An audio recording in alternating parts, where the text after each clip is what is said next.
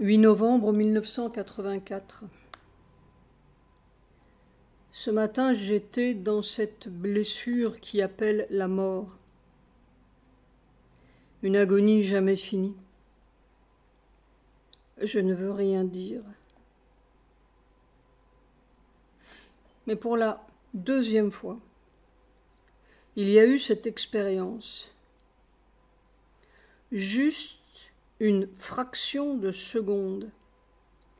Quelque chose qui semble tourner dans la région frontale, comme on tourne une clé ou comme l'on appuie sur un bouton ou un ressort. Et je ne savais plus si c'était le matin, le soir ou quoi. Pour un peu, je n'aurais plus su qui j'étais. Oh, quel formidable débarras! Cette expérience-là, beaucoup de gens l'ont après des heures de sommeil plus ou moins abrutis. Ils ne savent plus où ils sont. Mais là, c'est juste une fraction de seconde consciente. Et j'ai exactement la perception de cette fraction de seconde où quelque chose tourne, vire, un déclic. Et puis, le sens du temps, et peut-être le sens du moi, disparaît. Mais alors, ce serait un moyen radical, si on le maîtrisait, de sortir du problème, entre guillemets. Quand les gens meurent, ou lorsqu'ils ont un accident, il y a un petit retournement de conscience et toute cette vie de 40 ou 60 ans avec tous ces graves, entre guillemets, problèmes terrestres apparaît comme un rêve dont on n'est pas sûr de la réalité. C'est un renversement. Au lieu du rêve qui apparaît comme un rêve quand on se réveille, c'est la vie terrestre et le moi qu'on avait sur la terre qui apparaissent comme un rêve. Cela me laisse songeur. Juste un déclic, une fraction de seconde. C'est cela surtout, pour un peu, je n'aurais plus su qui j'étais.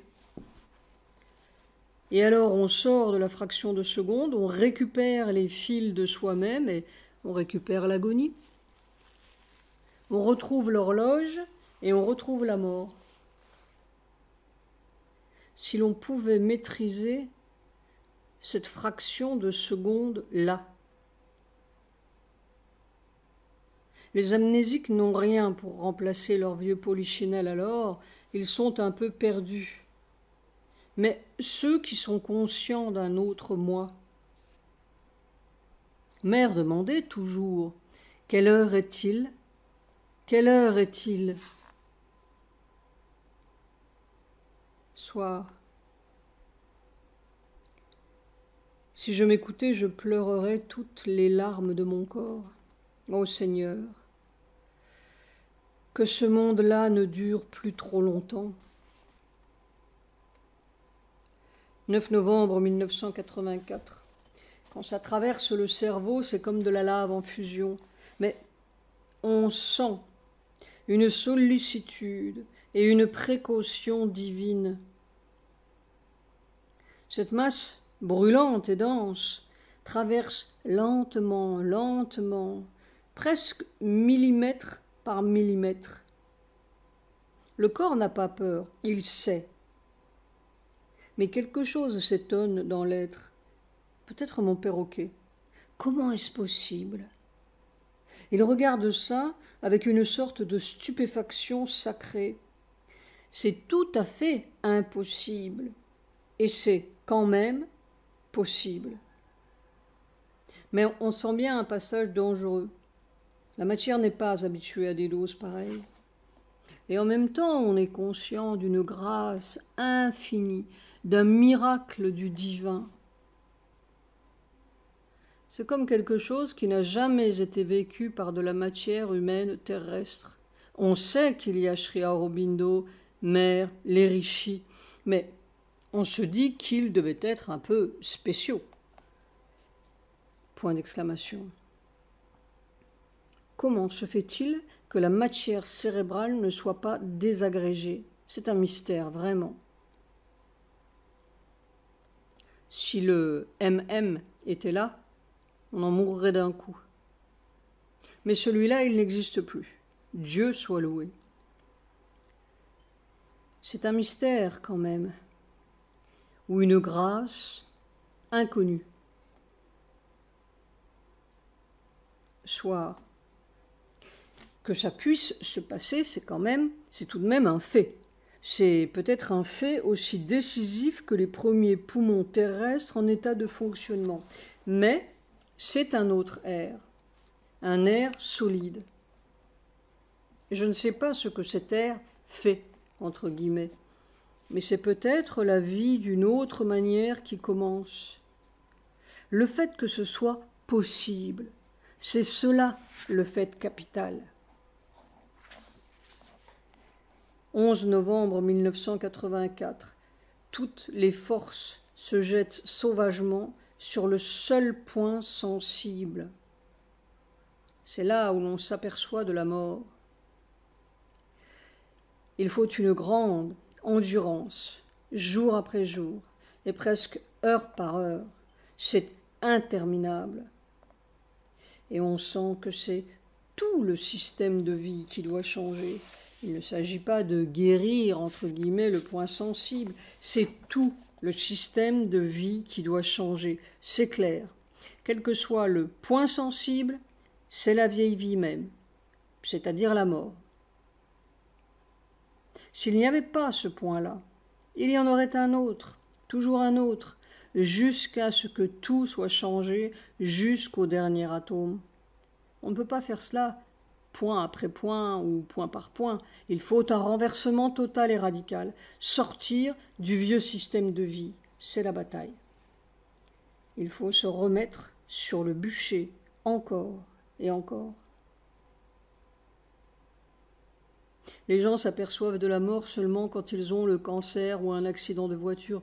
Ils ne voient pas ce tout petit point qui est le futur cancer ou le futur accident. Et si on leur disait quel est ce tout petit point, ils diraient « mais vous êtes fous !» Ce n'est pas un point d'ailleurs, c'est une note ou une vibration, une toute petite note, mais qui peut avoir des vies derrière elle. Cette nuit du 10 au 11, je demandais à quelqu'un de me montrer la carte du Honduras. Note de bas de page, le lieu de la civilisation maya est là où aborda Christophe Colomb lors de son 4e voyage le 14 août 1502. Pourtant, c'est au Nicaragua qu'il y a des menaces. Soir. Ma douce dessine 2 épées qui se croisent. L'autre nuit, il était question d'aller à Siliguri. Je ne sais pas pourquoi. Ma douce dit que c'est très près de Darjeeling. On se promène la nuit. 12 novembre 1984. Toutes ces vies qui finissent avec la retraite, le cancer et quelques souvenirs. Et puis, quoi? Et on recommence pour retrouver la retraite, le cancer et quelques autres souvenirs. Et cet enfant revient sur la petite plage. Il écoute le ressac et regarde au loin. Et quelque chose au-dedans dit « Quoi? Quoi ?»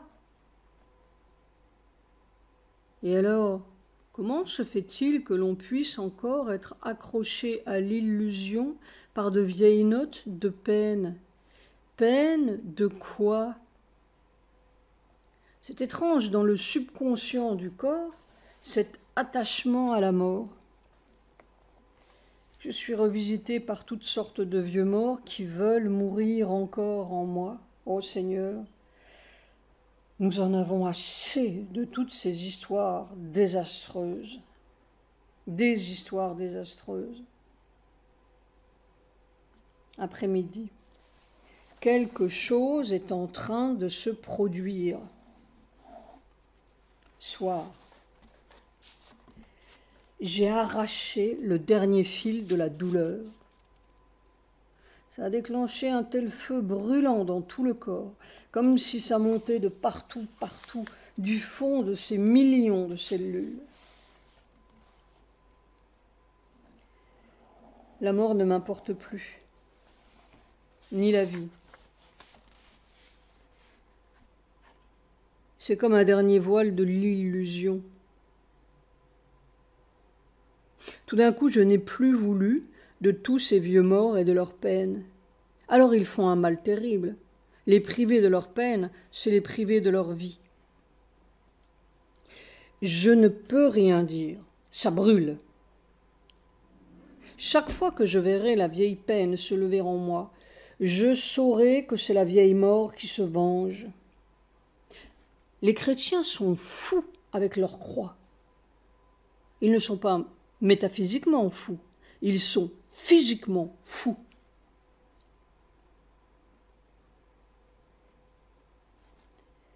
J'ai bien exploré le problème depuis 1943. Le plus difficile, ce ne sont pas les mauvaises raisons du chagrin, ce sont les bonnes raisons. Si l'on savait le vieux mort que j'ai rencontré la nuit dernière, personne ne me croirait. Si je savais où était sa tombe, j'irais lui dire merci.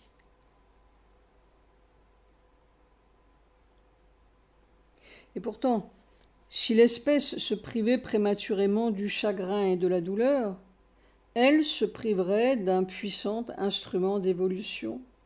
C'est-à-dire qu'il faut aller à la racine de la douleur pour trouver le secret de l'autre chose. On dirait que toute l'évolution est faite pour trouver la puissance nécessaire afin d'aller à la racine de cette évolution même. En somme, on ne peut franchir un seuil évolutif que quand il a fini son utilité et qu'il vous a donné la puissance même qu'il faut pour franchir le seuil. Le seuil de la mort garde le secret et contient la puissance de la vie sans mort. 13 novembre 1984. Ma douce fait un petit dessin.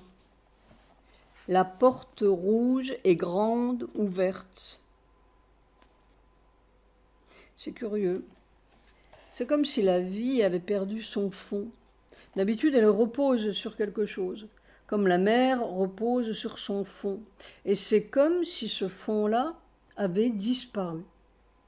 Une étrange sensation. C'est peut-être son fond mortel. J'ai l'impression de ne plus m'y retrouver. Je sens une espèce de changement profond auquel je ne comprends rien. Si je me concentre, tout le corps devient comme un bloc de feu. C'est-à-dire que le feu entre de partout ou surgit de partout, comme à travers une sorte de cristal, mais pas un cristal avec des arêtes aiguës, une transparence de quelque chose. Si quelque chose change dans la mort, quelque chose change dans la vie, c'est automatique. Ce n'est plus la même composition. C'est une sorte de changement de composition auquel je ne comprends rien, sinon que quelque chose n'est plus pareil, entre guillemets. C'est cette sensation qu'il n'y a plus de fond, ou que le fond, s'il y a, n'est plus le même. Je devrais me taire et laisser les choses se dérouler. 14 novembre 1984. Et si mère sortait de la tombe, ce serait une joie, ma fin de tout ce voyage de douleur à travers des millénaires il y a toi, absolument. Ce qui devient clair dans le corps, dans la sensation du corps, c'est toi qui deviens toi. C'est comme le secret central, sans aucun sens pourquoi que ce soit d'autre que le corps. Ce n'est rien qui change, ce n'est pas le corps qui change, c'est ce qu'il était qui devient ce qu'il est. Le changement, c'est la couverture qui s'en va.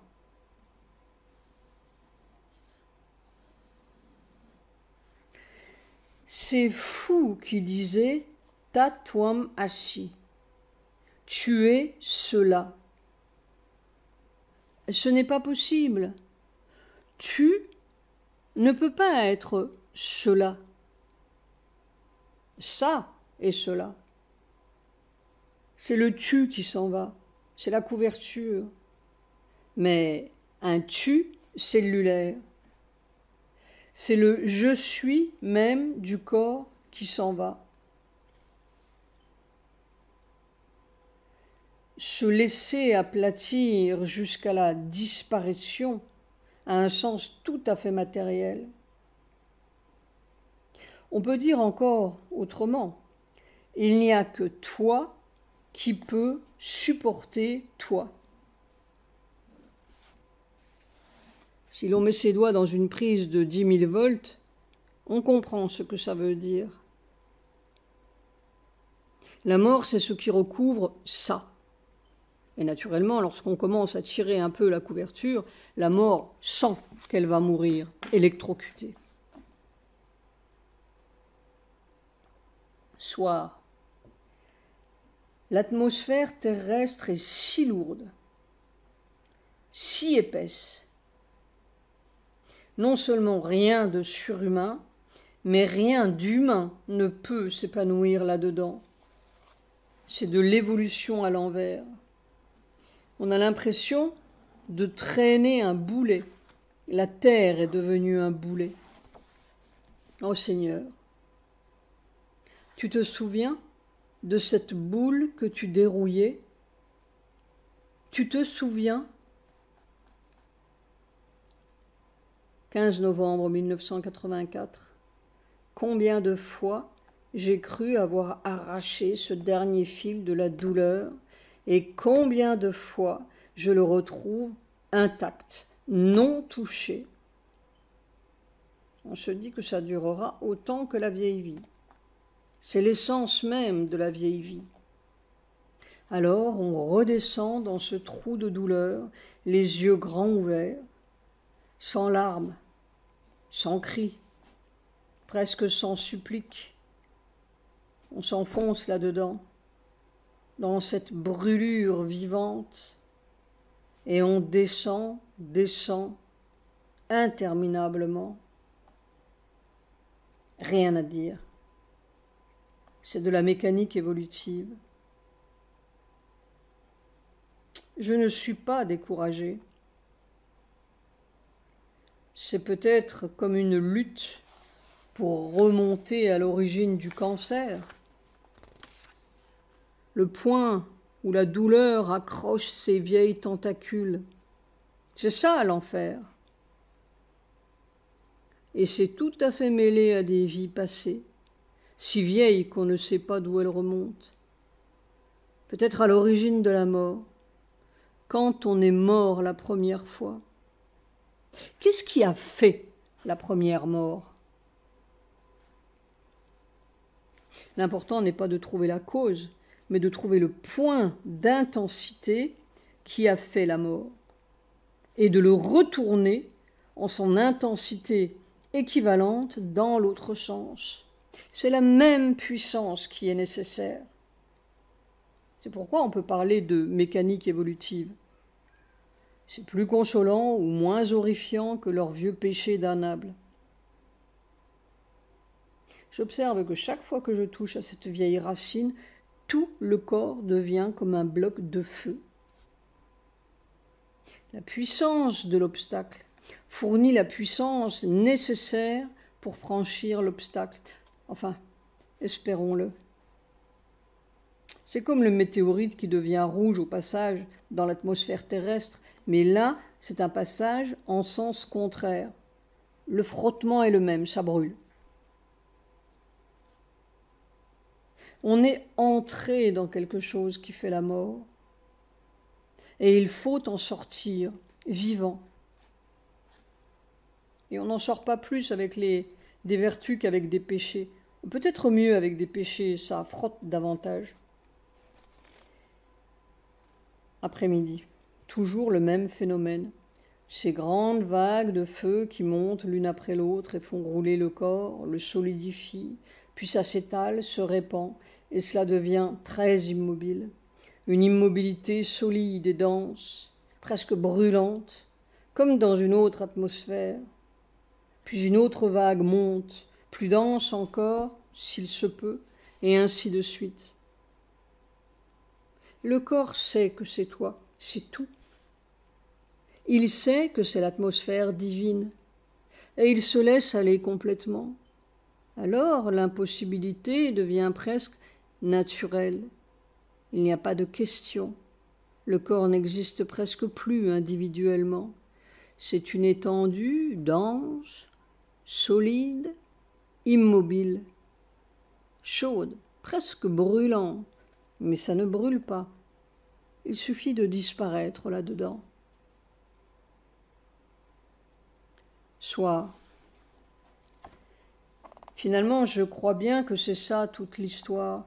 C'est le passage de l'atmosphère mortelle à l'atmosphère divine. Et quand on retombe dans l'atmosphère mortelle, eh bien cela devient très mortel et douloureux.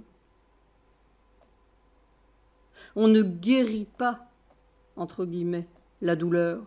C'est tout le système humain et toute l'atmosphère humaine qui sont la douleur et la mort. Il faut passer de l'autre côté, dans l'autre atmosphère, tout en restant sur la terre. Alors on va et vient d'une atmosphère à l'autre jusqu'à ce que l'on soit totalement et physiquement établi dans l'atmosphère divine. On sort du scaphandre et on rentre dans le scaphandre. Mais le passage existe et il est humainement possible. C'est tout ce que je peux dire. Vision. Il y a un détail amusant, pour une fois, et qui confirme le humainement possible. La nuit dernière, j'étais dans la demeure de Sri Aurobindo, semble-t-il. J'ai rencontré Sri Aurobindo, puis mère. Je ne sais plus ce qui s'est passé, cela s'est effacé. Mais en sortant, je suis passé dans une antichambre où il y avait des disciples, entre guillemets, semble-t-il, accroupis par terre et en méditation, entre guillemets. J'ai traversé le passage au milieu de ces gens en méditation. Il y avait comme un tapis ou une natte entre les deux rangées de disciples, pas très nombreux, probablement des morts, entre guillemets. Et tout d'un coup, j'ai vu un remous parmi ces gens qui me regardaient avec une sorte de désapprobation ou de scandale. Alors j'ai regardé ce qu'ils regardaient. J'ai vu que je marchais là-dedans avec des galoches, des sabots en bois, comme les sabots qu'on avait en Bretagne quand j'étais gosse. J'allais dans le monde supramental, entre guillemets, en sabots, avec mes deux gros sabots, des sabots bretons. Ils étaient choqués. Pas moi, semble-t-il. Et alors, je me suis souvenu, c'était si drôle. 15-16 novembre 1984. Noté dans mes bouts de vision. Le rocher. La mer en écume. Je dis à Sujata, il ne faut pas rester là. 17 novembre 1984. J'ai dit à Sri Aurobindo, je te donne ma vie pour qu'elle sorte de cette tombe. Si tu veux bien. si c'est possible. Je ne sais pas si c'est comme cela que ça peut se passer, mais je suis prêt. Ce n'est pas un sacrifice, c'est une grâce. Soit j'ai déjà donné ma vie, il ne me reste rien. L'Inde, Rajiv Gandhi, ils espèrent simplement replâtrer la façade. Le plus difficile, c'est de donner sa mort, c'est-à-dire le point à partir duquel on préférerait mourir. Ça, c'est le vrai sacrifice de sa vie, autant que je sache. 18 novembre 1984. C'est cela exactement. Une plage de débarquement. La clé du passage, c'est dans ce point à partir duquel on préférerait mourir. C'est le dernier fil de l'être ou de ce mode de vie. C'est le dernier point d'attache du scaphandre. C'est toute la douleur. C'est l'origine même du cancer, de la mort. La puissance sauvage de ce point, c'est la puissance même de la mort ou de la vie nouvelle. L'une se retourne en l'autre. Ou on meurt, ou on passe. C'est dans la mort vivante qu'est la clé. Voilà près d'1 an que je creuse dans ce seul point. C'est une agonie qu'il faut sans cesse retourner en vie nouvelle. C'est dans la nuit du 21 au 22 décembre 1983 que j'avais vu ce scaphandre debout sur ses jambes vides et ce moi bleu foncé qui grimpait sur le toit d'une maison prête à s'écrouler. Ce scaphandre, c'est 1000 vies plus une.